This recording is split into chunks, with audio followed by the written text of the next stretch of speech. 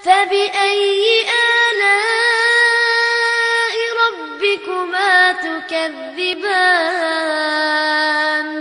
Saya adalah seorang manajer HRD di sebuah perusahaan swasta saat ini. Karena kondisi kesulitan perusahaan, maka saya harus mem-PHK beberapa karyawan tanpa mengurangi haknya, yang notabene adalah saudara-saudara kita juga yang muslim.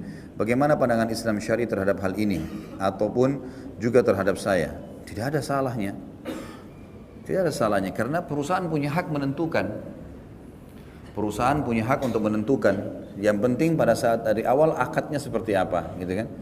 Kalau akadnya misalnya pada saat di PHK akan diberikan 1, 2, 3, 4, 5 kayak tadi misalnya hak-haknya, misal pesangon dan seterusnya tetap dikasih, tapi perusahaan tidak bisa lanjutkan. Kalau perusahaan lanjutkan maka akan bangkrut. Punya hak perusahaan untuk itu dan tidak salah, insya Allah. Posisi antum di sini tidak salah.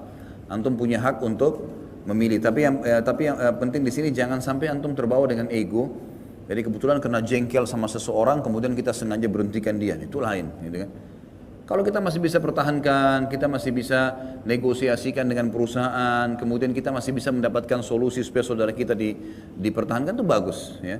Ini juga masuk dalam hal, jangankan antum cuma seorang HRD ya. Misal kita pemilik perusahaan, lalu kita melihat omset penjualan susah, gitu ya.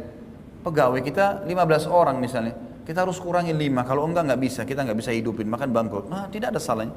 Bahasakan ke mereka baik-baik, kita cari yang paling berkualitas, lalu kita pertahankan, yang kurangnya kita membahasakan baik-baik, mohon maaf karena perusahaan tidak bisa mempertahankan, kita sampaikan baik-baik. Dan itu ada istilah yang digunakan dengan istilah PHK, tapi kan terhormat insya Allah karena memang perusahaan tidak bisa menjalankan lagi.